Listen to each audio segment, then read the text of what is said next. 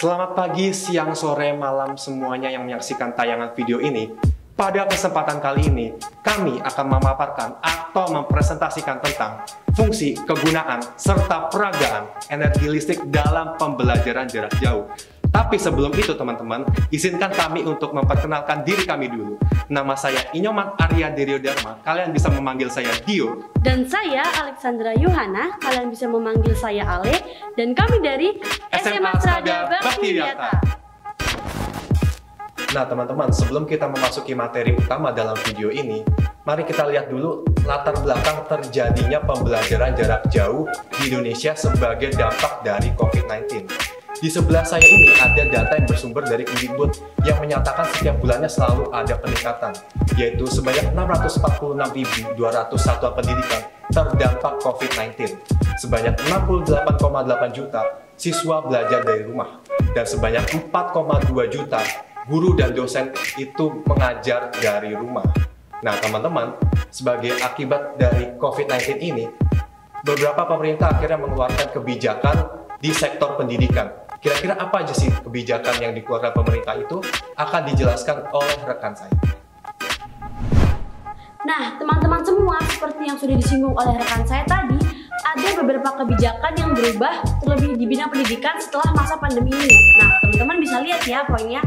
Salah satu kebijakan yang berubah adalah pembelajaran dari rumah, teman-teman. Nah, teman-teman pasti ingin bertanya-tanya kan, berapa banyak orang yang setuju dengan pembelajaran dari rumah ini? Nah, informasi selanjutnya akan dijelaskan oleh rekan saya. Nah, teman-teman, seperti yang sudah disinggung oleh rekan saya tadi tentang banyaknya yang setuju dan banyaknya yang tidak setuju dengan penerapan pembelajaran dari rumah. Ternyata, menurut data dari Kemdikbud menyatakan sebanyak 97,6% itu setuju dengan pembelajaran dari rumah, dan sebanyak 2,4% itu ternyata tidak setuju dengan penerapan pembelajaran dari rumah dengan berbagai alasan seperti di samping ini. Nah teman-teman, sebagai akibat dari banyaknya yang setuju dengan pembelajaran dari rumah ini teman-teman, akhirnya prinsip dan juga metode pembelajaran diberlakukan demi menunjang pembelajaran dari rumah. Nah, kira-kira apa aja sih prinsip dan metode pembelajaran itu akan dijelaskan oleh rekan saya, Alex. Nah, teman-teman semua, seperti yang sudah disinggung oleh rekan saya Dio tadi, di dalam pembelajaran di masa pandemi ini ada prinsip pembelajaran serta metode pembelajaran, teman-teman. Nih, teman-teman bisa lihat ya, banyak sekali prinsip pembelajaran dan metode pembelajaran di masa pandemi ini. Salah satu prinsip pembelajaran adalah memberikan pengalaman belajar yang bermakna bagi para peserta didik. Sedangkan untuk metode belajar memiliki dua jenis loh teman-teman. Yang pertama ada metode belajar daring, yaitu pembelajaran jarak jauh dalam jaringan. Dan yang kedua ada metode luring, yaitu pembelajaran jarak jauh luar jaringan. Nah teman-teman, seperti yang sudah disinggung oleh rekan saya tadi, secara nasional ketersediaan dan keberfungsian fasilitas listrik di Indonesia sudah cukup baik. Namun, ketersediaan akses internet ternyata perlu perhatian khusus terutama di wilayah 3T atau wilayah testing, tracing, dan treatment. Di samping saya ini ada data lagi yang bersumber dari Kemdikbud yang menyatakan ketersediaan listrik di wilayah 3T itu sudah mencapai 81,2%.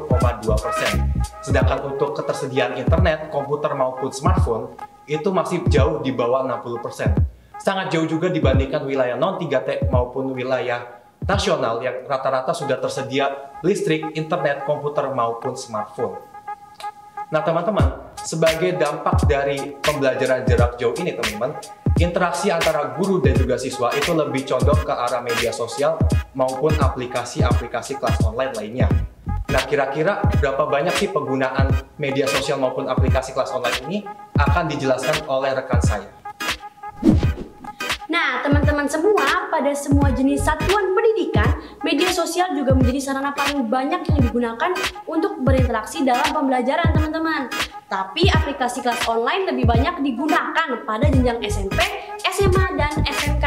Nah, teman-teman bisa lihat ya di samping grafiknya, banyak sekali media yang digunakan untuk pembelajaran jarak jauh. Tetapi di sini media sosial adalah media yang paling sering digunakan untuk pembelajaran jarak jauh.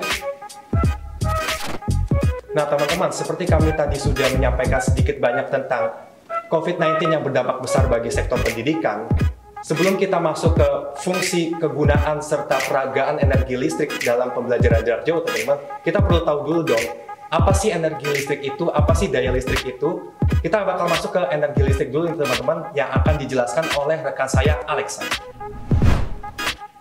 Nah, teman-teman semua, energi listrik atau tenaga listrik adalah salah satu jenis energi utama yang dibutuhkan bagi peralatan listrik atau energi yang tersimpan dalam arus listrik dengan satuan ampere atau A huruf besar dan tegangan listrik dengan satuan volt V dengan ketentuan kebutuhan konsumsi daya listrik dengan satuan watt atau W.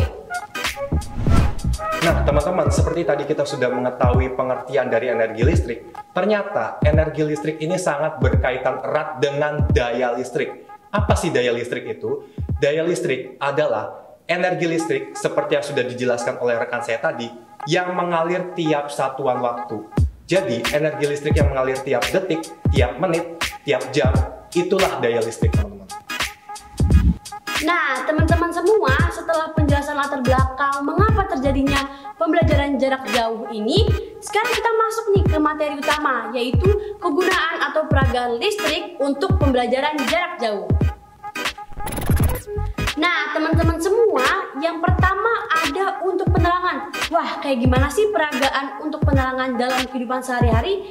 Langsung aja kita lihat, teman-teman. Nah, untuk fungsi yang kedua adalah sebagai sarana untuk menggunakan gawai atau gadget. Ini alat yang paling sering kita gunakan nih, teman-teman. Kira-kira bagaimana sih penggunaan gawai atau gadget di kehidupan kita sehari-hari? Langsung aja kita saksikan video berikut ini. Check it out.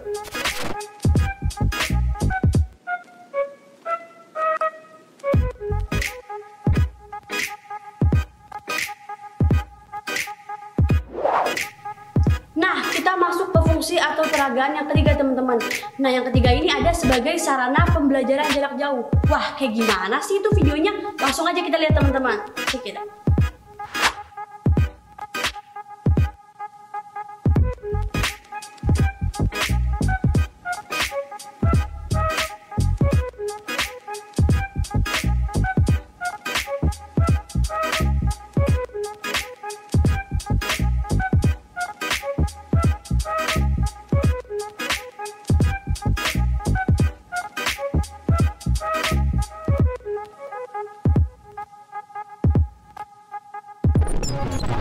Untuk fungsi yang keempat adalah sebagai penunjang pembelajaran jarak jauh. Kira-kira maksudnya penunjang ini seperti apa sih, teman-teman? Langsung aja kita saksikan video berikut ini. Check it out.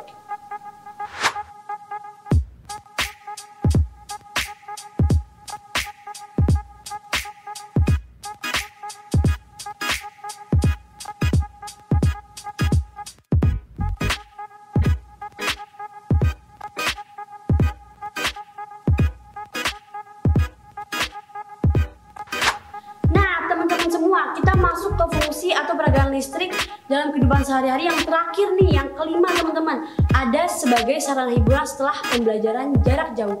Wah, kayak gimana sih itu videonya? Langsung aja kita lihat, teman-teman. Check it out.